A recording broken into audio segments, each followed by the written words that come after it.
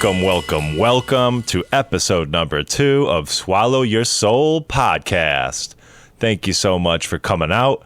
If you made it this far, that means you came back for some more. I am your host, Justin Bennett, and we have Miles Shapiro's hanging out with us tonight. Miles, are you there? I'm here and I'm ready, and I'm excited because I think about this stuff all the time, and I can't wait to talk about it with you now. He is excited, folks, and so am I. We have a lot of cool stuff to talk about tonight. Tonight, we're actually going to do a little riffing on visitors. Some people call them aliens, some people call them ETs, extraterrestrials. We like the term visitors because we don't know where they're from. They could be from outer space. They could be from another dimension. They could be from Earth, folks. They could be living in our oceans. They could be coming from Antarctica. And you know what? Gosh darn it, we just don't know. And so we think visitors is the best term for them. You can call them whatever you want, folks. We're not going to stop you. But for the time being, let's go with that. And let's just hop right into it. You know, we got a long list of bullet points here that we kind of want to riff with tonight. So the first bullet point is the different types of visitors. There are a number of different ones that people have reported coming to this planet, abducting people, coming down, crashing UFOs, UAPs. There's a lot of acronyms in this field. Obviously, UFOs are unidentified flying objects. UAPs are unidentified aerial phenomenon. A lot of people are going with the new term UAP as of late. There's different reasons for that we can get into later, perhaps. But for now, we like to call them visitors, UAPs. That's the typical terminology you're going to hear. So there's a few different types of species that people have reported throughout the ages. One of them, and probably the most famous, it's probably the one you think about when you think of visitors, are the typical gray aliens. Those are the ones with, the teardrop head, the big eyes, basically no ears, maybe 2 little holes there, long, spindly fingers. They're relatively short, gray skin. They're kind of like the worker bees of the alien world. They're always doing abductions. They're always kind of doing the medial tasks, it seems, with the other species in the background. Some people even think that they might be, artificial intelligence robot beings, some sort of humanoid robot type of biological entity mixed with machinery. It's kind of hard to tell exactly what they are. Some people say they show no emotion. Other people say they do show emotion, that they have laughed in their presence. So there's a lot of different accounts, but the gray aliens are probably the most popular of the species as far as how many people have seen them and reported them. Another different race that's very, very common are the reptilians, the reptoids. These guys can supposedly shapeshift. So, they can take one form to another. They can look like humans. They could be among us, these reptilians. A lot of people say that they're a very evil race. Others say they're not evil at all, and I've heard accounts where reptilians are sad that we think that they're evil. So there's, you in this field, you always hear, you hear one thing and then you hear the opposite, and everybody has kind of a different story about them. But the reptilians, they're another race. And Miles, you got a couple other races for us, man? I do indeed, yes. And I'm not an alien racist, so I don't have one favorite. Fall into the stereotypes. No, but right. There's a couple other races that are really interesting. There's the mantids, and they've been creeping up a lot lately for me. I've been hearing more stories. I subscribe to the mantid subreddit, so I read stories every day about them. And I don't know if they're good or evil. I heard one story today where this woman was abducted, and she looked over and saw this tall insect like being with a mantis head, and she said, "Oh yeah, that one, I don't like that one." She didn't want to look at him, and she had been abducted before, and was familiar with the Greys. But I've also heard, people say that they're kind of like monks or something, and that they're ancient, or I've heard that they're mechanical, and they could be some kind of like AI construct. There's different theories about who they are, what they want, but they're very mysterious to me, as are most of the aliens. But there's the Nordics is another one, and I've been really trying to find more info on these guys because I don't them as much as the other ones. At least I haven't. They seem to be described as tall, blonde hair, and they all look like they basically look gorgeous. They're all perfectly there's symmetrical, there's no blemishes. They're like just perfect blue-eyed blonde beings. And they've often been described as wearing blue skin suits, like tight blue outfits, and have a dragon symbol. At least a couple of times I heard that they have a dragon symbol, which makes me think of Game of Thrones, actually. Now that I'm thinking about it.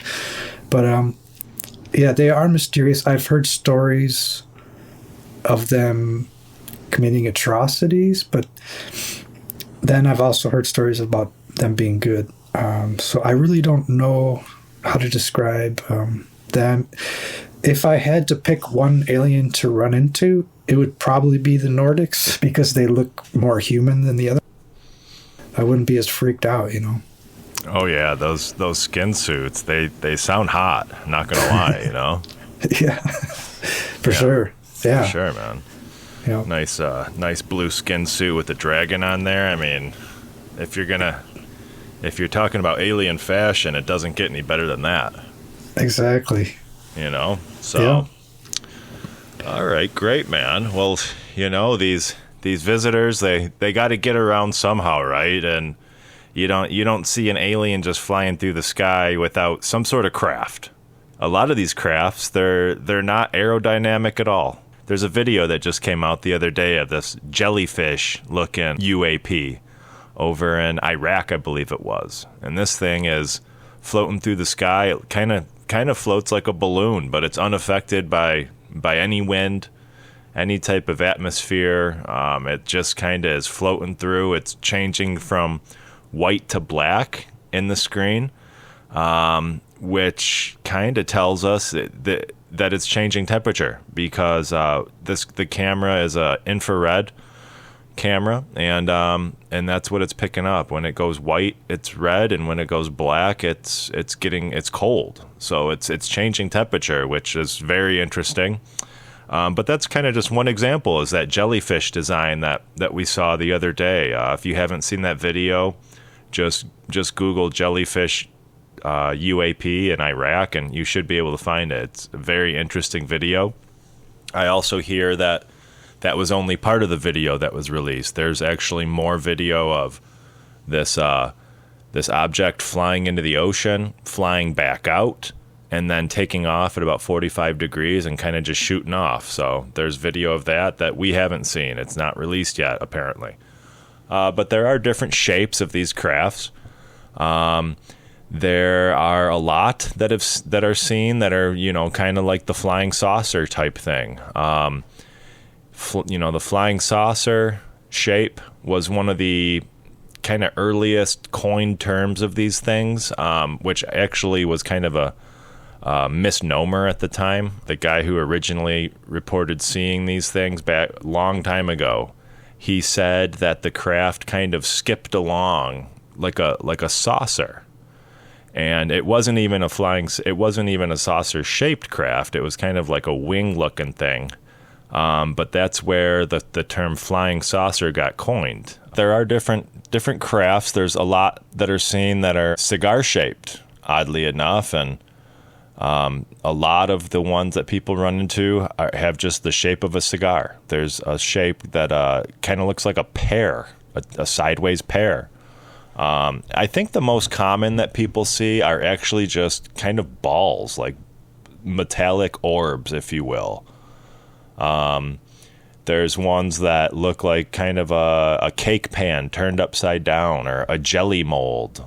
I've heard them described as. But one thing's for sure, and the jellyfish, the recent jellyfish video confirms this, that these things are not aerodynamic.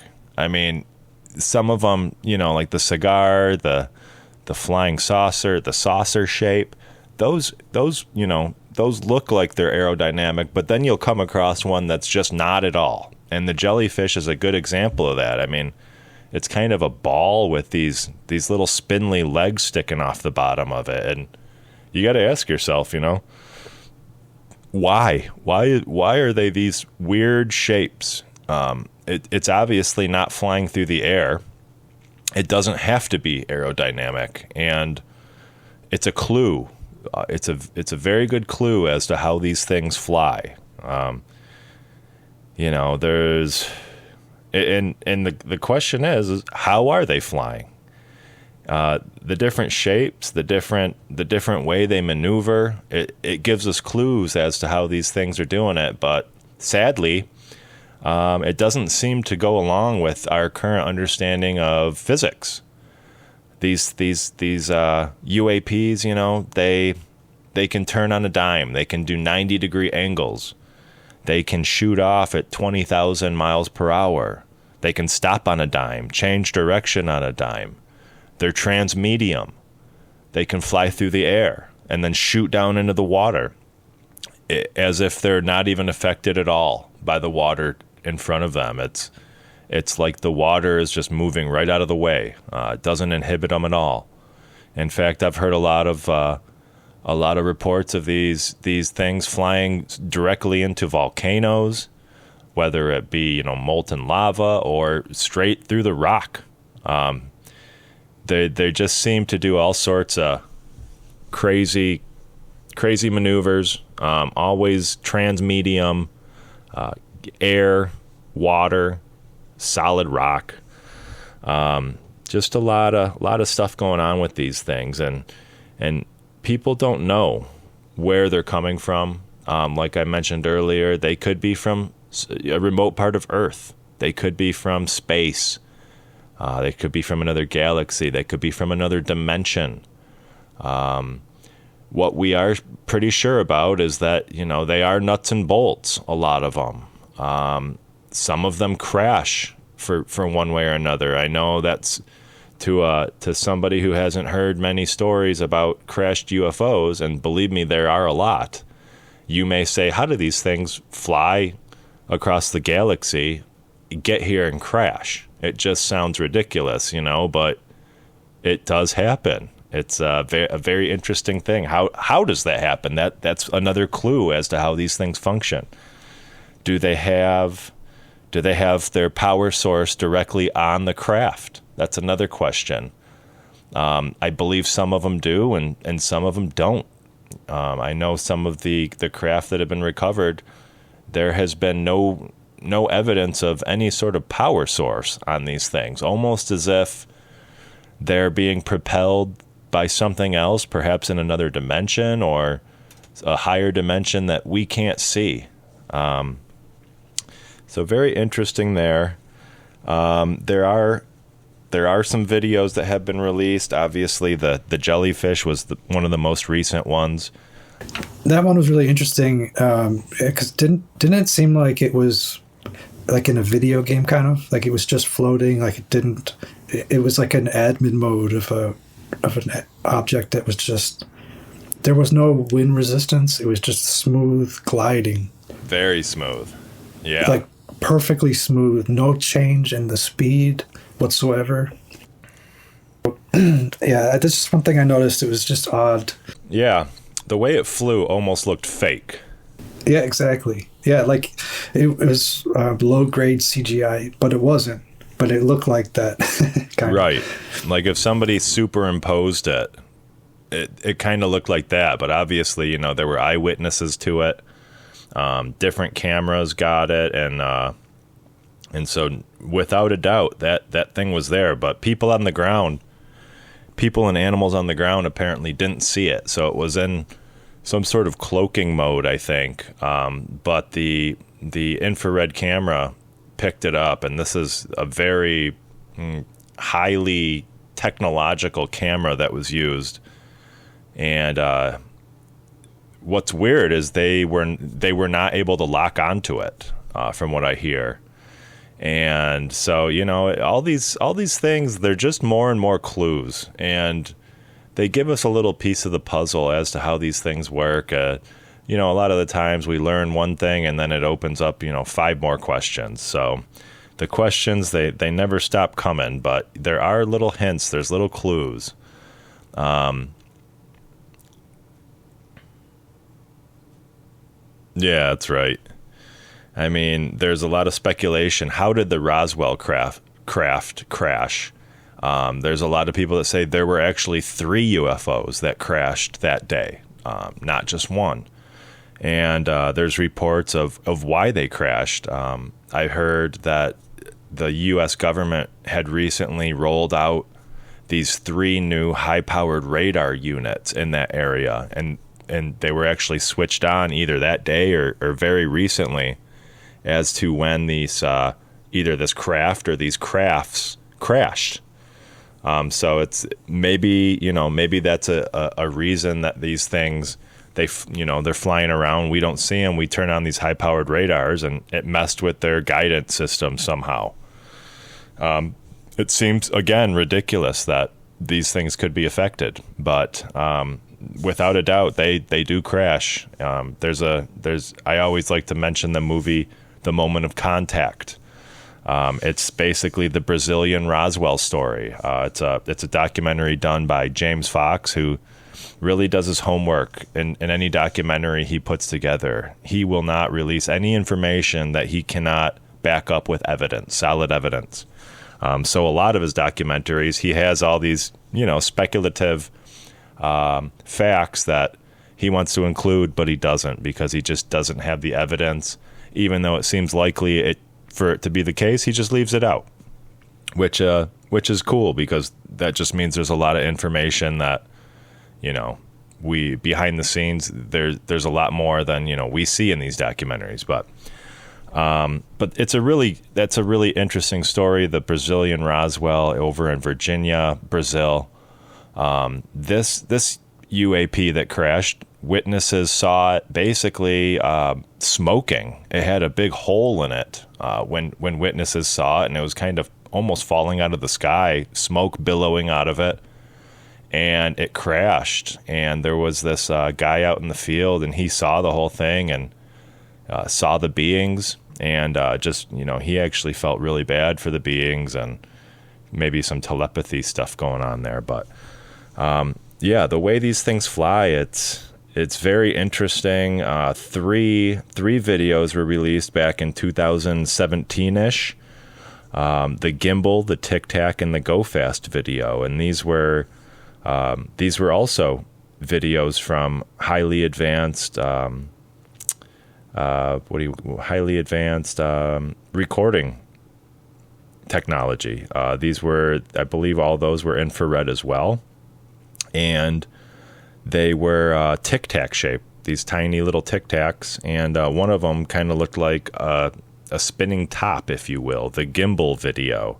You can search for these videos online, and you'll find them. They're very interesting. The gimbal video doesn't look very aerodynamic. It kind of looks like a top going through the sky, and while they're recording it, this UAP actually turns sideways and keeps flying. And so again, that's another clue as to how these things work. That the way it turns and keeps flying actually kind of goes hand in hand with the way Bob Lazar described these craft flying, right? Bob Lazar is a character who came out years ago, and he basically claimed that he was a government employee at the S4 location of Area 51, like super classified.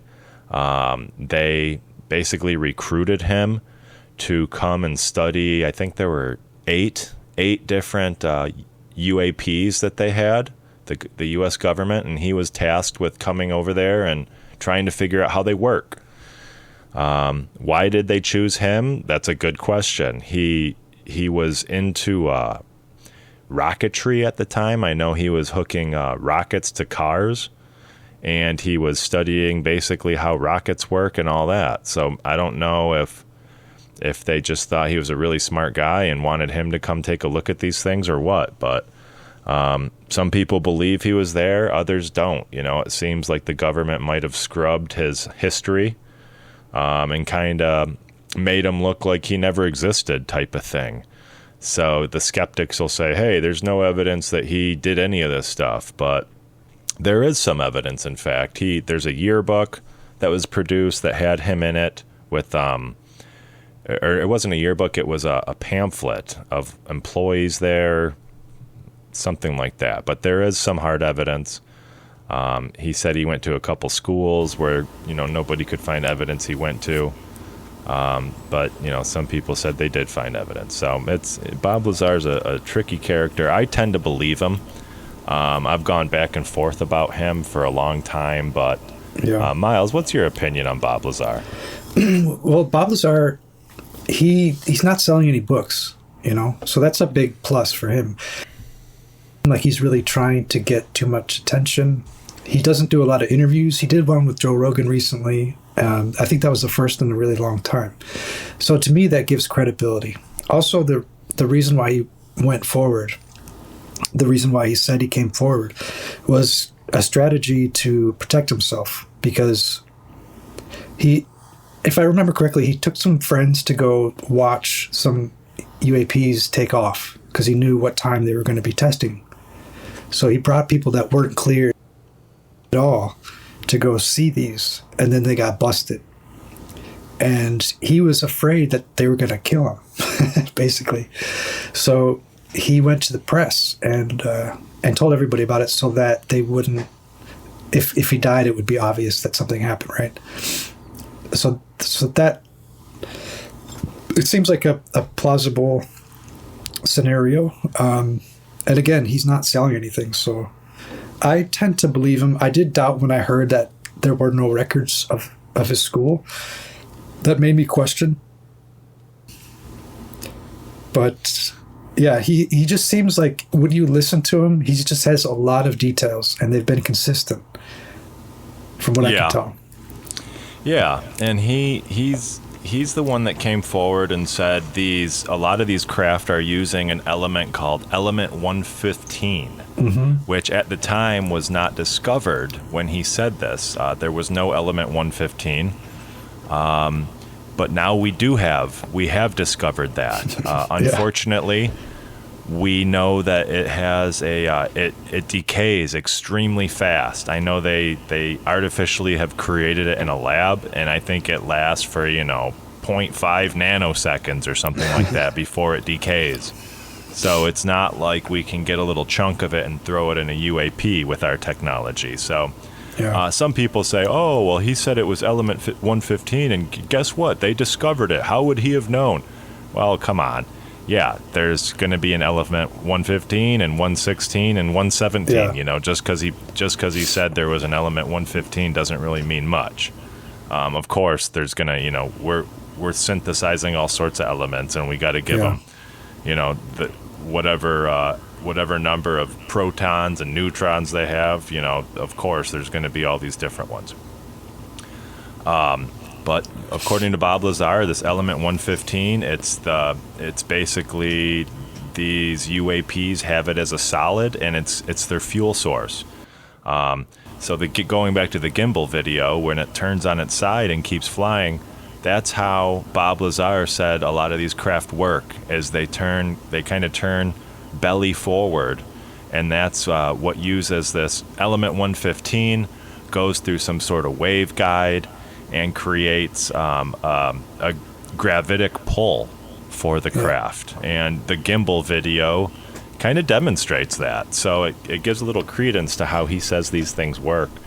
And also, cut into, there's there's situations, there's a lot of UAP reports where people see one and then time to them, it gets screwed up. Like it slows down or it speeds up. And that would make sense if they are messing with gravity because space and time are related. So right. I could see there being anomalies, in this situation that would make sense. Yeah, absolutely. That's a good point, where people in a car, it's always an old-timey car, right? That these people are in. I mean, at least a lot of the videos and documentaries we've seen, it's always an old-timey car driving down the road, and a UAP flies above it, and next thing they know, 3 hours have passed. Yep. And that's a very, very common report with these things. Even when they're far away, I've heard a lot of stories. Somebody sees a UAP way up in the sky, and boom, all of a sudden they're losing time.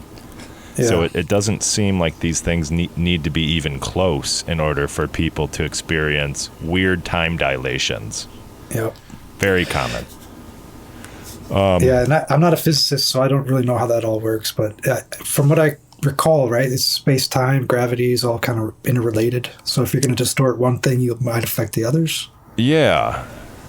And mass will warp space-time, and space-time will tell mass how to move. So they're very, very much related. And if these things are warping space-time, who knows what's going to happen to somebody that might be, caught in that field of warpage, if you will. Yeah, that leads to other questions too, especially if Roswell is real, right? And they had these crafts for how many decades? And if Lazar, what he was saying was true, they've been probably back engineering these things for decades, and who knows. So I think, some of the things that we see, maybe it's, some parts of the government. You never know. Yeah, I believe you're right. A lot of the triangular craft, I probably should have mentioned, I didn't even mention the triangular craft earlier, but that's a very common craft seen as well. A lot of people say the triangular craft are actually the U.S. government version of these UAPs, if you will. There's one called the TR-3B, I believe is what it's called. And it's basically a triangle with kind of like a light source in the middle of it, and then maybe individual lights on each tip of the triangle. A lot of people say those are all U.S. government UAPs. And, okay, well, if that's the case, why haven't they sent them out to, go fight over wherever we're fighting? Go put them in Ukraine, help out the Ukrainians against the Russians. Why didn't they do that? And then maybe they have, because sometimes you hear reports of people seeing UFOs, and then there's people that discredit it. So I don't know. Yeah, it's possible. It is possible. I mean, if they can create these things that are basically anti-gravity, making them cloak would probably be pretty easy, Yeah. So yeah, maybe they have, or maybe they're just sitting on them, saying, "Well, we don't need to deploy these things quite yet. If our government or if our country was, under threat of collapse, maybe that's when they would unleash them or something. Who knows?" But and there's a lot of changes that would take place if they were to release that kind of energy too. If they were to admit that we have that, then we could get off oil, so the economy that runs on oil would be fucked. Or, there's a lot of things that people could use the energy, Oh, yeah. A lot of these UFO topics, UAP, it all comes down to these different energy sources that it does seem the government has a very high interest in, and perhaps that's the main reason, for the Men in Black type of activity where you'll see some of these UFO encounters, UAP, and then sure enough, the Men in Black are there to tell people to keep their mouths shut, or they're going to have major problems. They're going to lose their job. They could be killed. And that's a good theory as to why these things are squashed. You know, they don't want this technology getting out there. It could take a lot of the money from the people that have the power right now. Everybody would love to have free energy, and if we did, it would, basically eliminate poverty. Everybody would have enough energy to, desalinate the oceans. Everybody would have enough water. We could grow endless food with energy, and it just goes on and on. Basically, every world problem that we have, we could basically put behind us if we had some of this technology for the people. Yeah, that's true. It's an interesting thing to think about, the implications of it, and I think there's some dangerous implications too. Would it allow people to create bombs that are just like insanely powerful? Like new power sources always lead to, it's a double-edged sword, like fire. You can cook your food or it can burn your house down. So I wonder what the negative consequences would be. Yeah. When you said the triangles crafts, it made me think about the Phoenix Lights. Are you familiar with that one? Oh, yeah. Yeah, absolutely. If anybody listening has doubts about the existence of UFOs, that's the video to look at. There are thousands of people in Phoenix and that saw this enormous craft, triangular with lights on it, going through the sky at a slow pace, hovering. And to me, it's insane that it's not common knowledge and that it's not accepted as valid because, I mean, what else do you want, right? It's right there. Yeah. Well, of course, I think there were some disinfo videos released on that too, which kind of muddied the waters on that one because there were some. Apparently they were doing some sort of flare test that night as well, and who knows? It could have been just a cover up too. Hey, these huge triangular craft are flying around. Somebody get up there and shoot out some flares so we can say, oh, it was just flares, everybody. Yeah. And so some of these videos people have, I do believe that they were just the flares, and that's what the government said. Yep, see, just flares here, folks. Yeah. Nothing to see here. But they don't look like flares. They're traveling perfectly.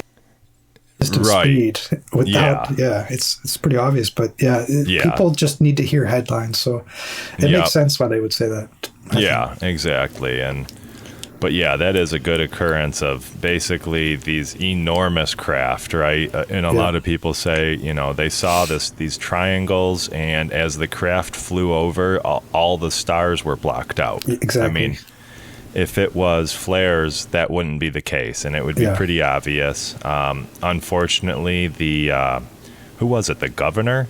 He came out on a for like a press brief. He had like an alien mask. Yeah, and somebody, one of his henchmen had a little alien mask on, and they kind of made a mockery of it. Yeah. I believe his name was Governor Simeon, I believe.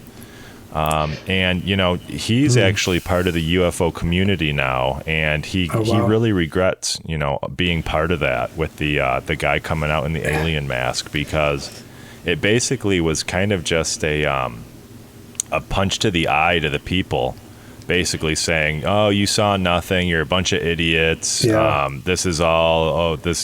It's all a bunch of phooey. It's not aliens." And I know he regrets, being on that stage and allowing that to go down the way it did, because a lot of people took offense to that, saying, "We know what we saw. And we're not gonna, you're not gonna make fun of us and make us believe that we're a bunch of idiots." Yeah, I agree. And they kind of they were gaslighting everybody, but I can also understand being in that position, having a hard time knowing what to say to everybody. Because you don't have any. I can understand wanting to make light of it, just to ease the tension or make people less scared. Right. And it's understandable, right, for these government guys I agree. They don't know what these things are. Some of them might, some people might somewhere in the government, but I think most of them as a whole, they just have no idea. They don't have any more answers than us. And so with that said, of course, they're not going to say, well, we know absolutely nothing, and these things are coming into our flight paths and all our airspace. Our airspace and with immunity, and they do whatever they want, and they come here and, we don't know what they disable are. our nukes. They disable our nukes, and then they just fly off with immunity. It's like they don't want to admit that, but hey, that's basically what's going on. And so you're right. Of course they're gonna come up with some story and say, "Oh no, all you saw was swamp gas." Right. And I think Art Bell saw one too. I remember he told this story about one triangular craft that flew up right to his car when he was driving. And that is something that, a guy like Art Bell would say for the show, but he did seem genuine about it. And that would lean, if that's true, that would lean towards, it being powered by humans, because I could see somebody working for the government being like, let's go mess with Art Bell and, hear about it the next. Yeah, and just for the listeners, Art Bell is the current host of Coast to Coast AM, right? He's still doing that. No, he actually died a few years ago, unfortunately. Oh, he did. Yeah, but he started that show, and okay. He's the man. I didn't realize that he had passed. Yeah, it's sad, man. I listened to a lot of his show. I mean, a lot. When I was in college, I was supposed to be studying, math and Japanese and shit. And I'll Bell all day long. Well, once you get listening, you can't stop, right? Yeah, and I used to get paranoid because I was just reading stories about grays, and I was scared that I was going to see one, and I didn't want to. Oh man, I'd give a toe to see a gray. Maybe more. But so these craft, a lot of people through abductions. And abductions apparently still are going on. I've heard stories of President Eisenhower making a deal with the visitors that they give us their technology and we allow them to abduct us periodically. You can Google that story. Eisenhower makes deal with ETs. You'll find information about that. Supposedly, he said he was going to go to the dentist, and he was driven to some secret Air Force base and met with some ETs, apparently, as the story seems a little far-fetched, but there are people out there that can confirm that's exactly what happened. It's a recurring theme, too. I've heard that not just from one source, but multiple sources. And yeah. Exactly, right. Yeah, I've heard a few sources mention that, just completely different people involved with it,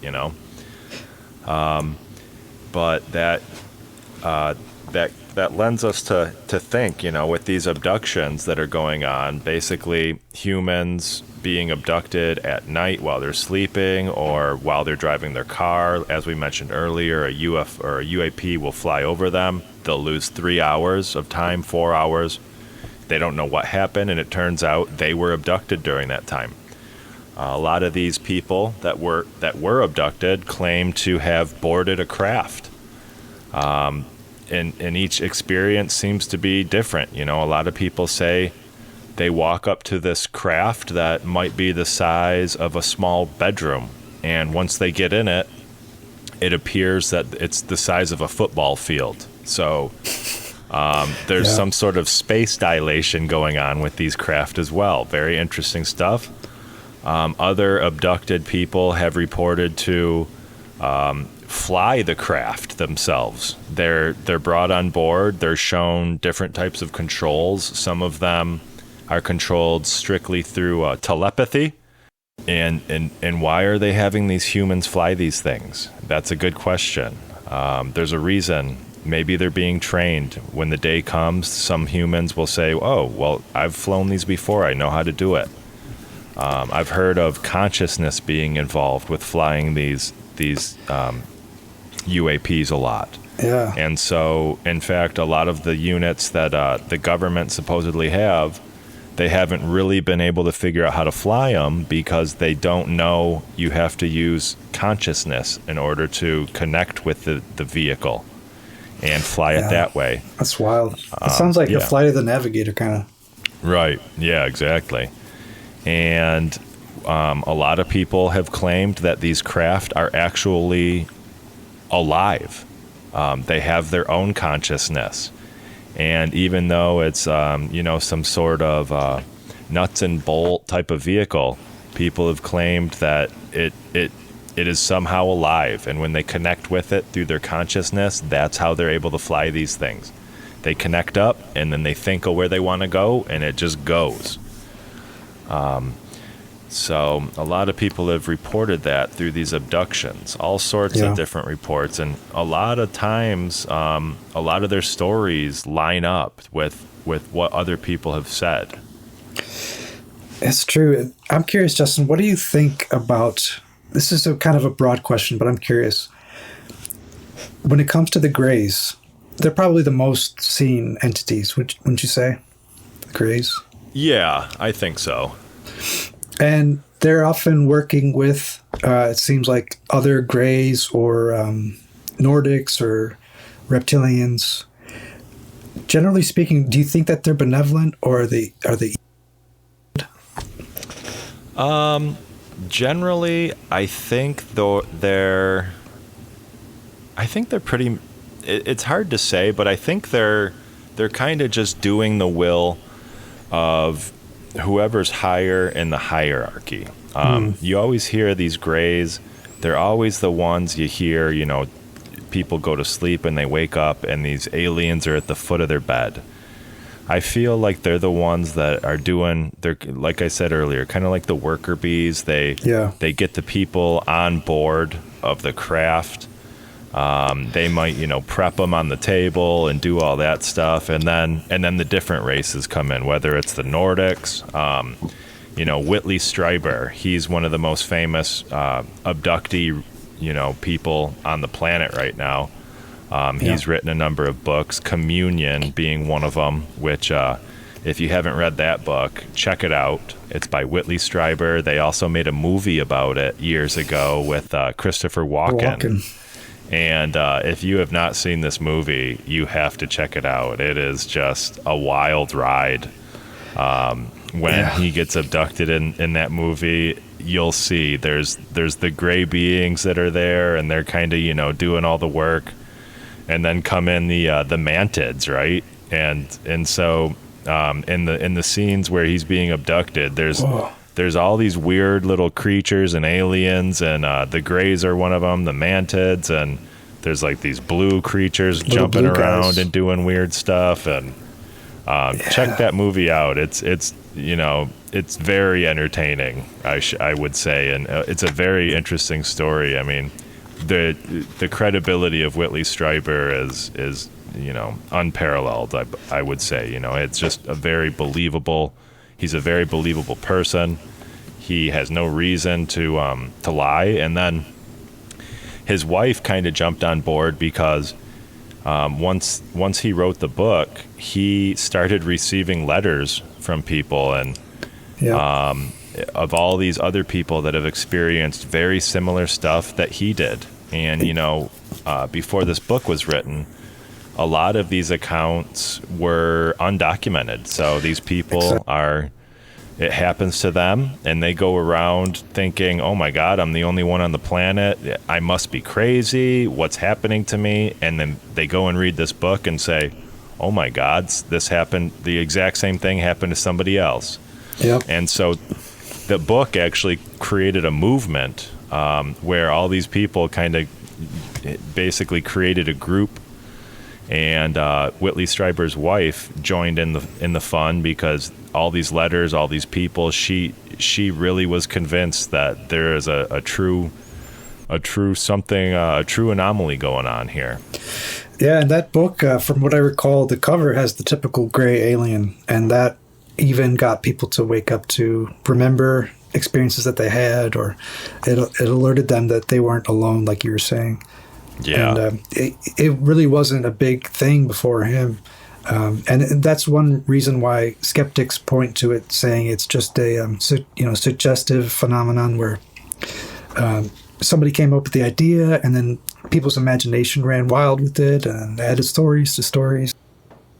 I hear that, but I don't really buy it just because the sheer number of incidents. There's just so many. Yeah.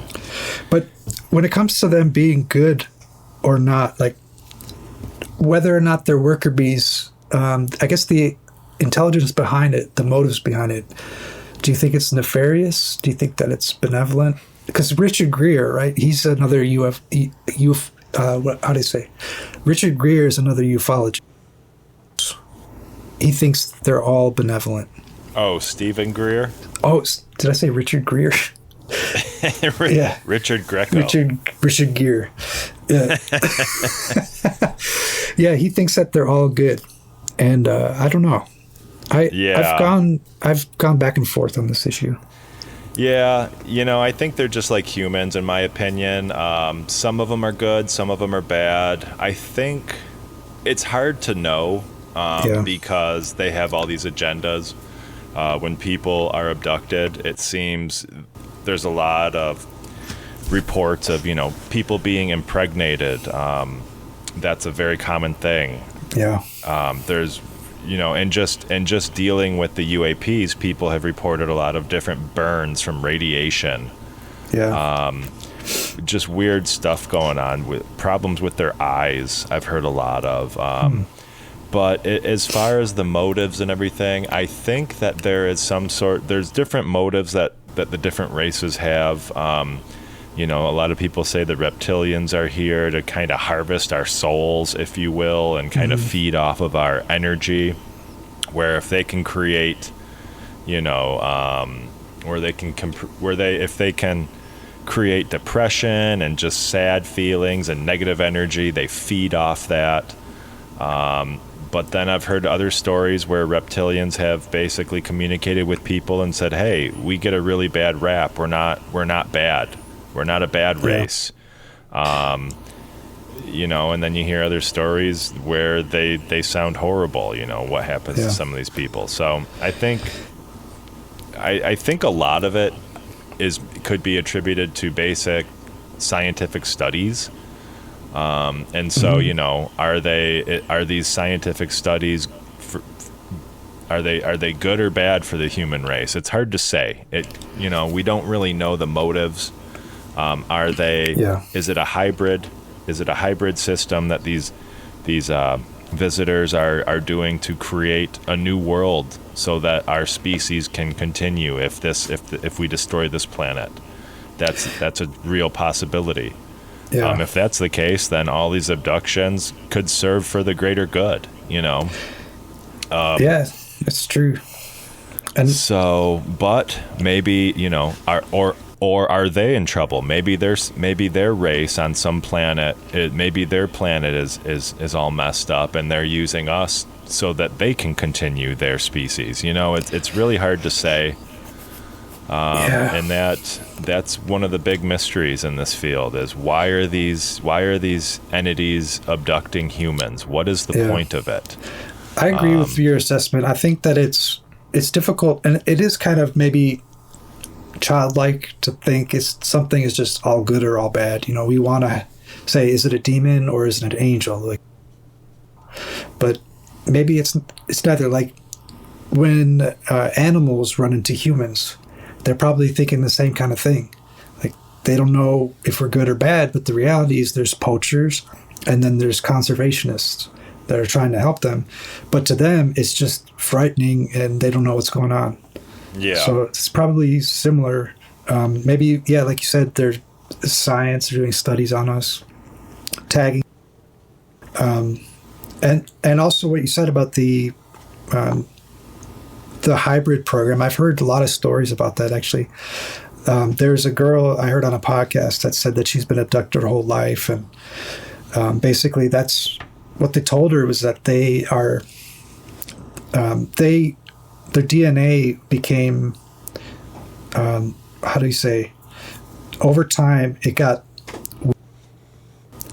they genetically modified themselves so much that they couldn't really reproduce on their own. And they were worried that they couldn't continue their species, so they were breeding with humans. And there are hybrids, they said, but I don't know. It's really hard to say. A lot of accounts do suggest some sort of hybridization program. Yeah, and I've heard of a lot of abductions where a woman's abducted.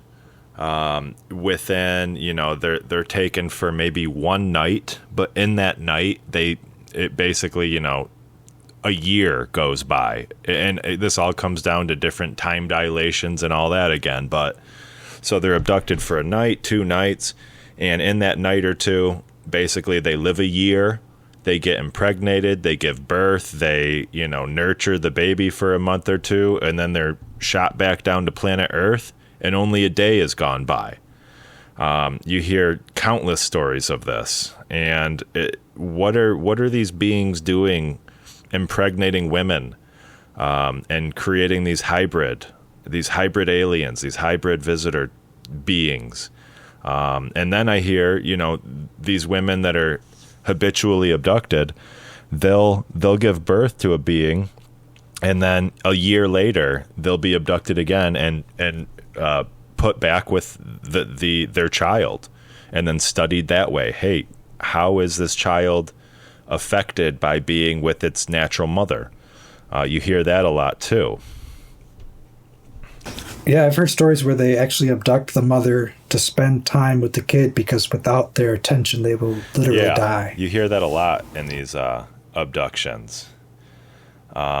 But yeah, some of the women that claim to be abducted over and over, they've had countless children. I heard of one woman having like 30 different children through these abductions, and basically they're creating a little hybrid army of these guys.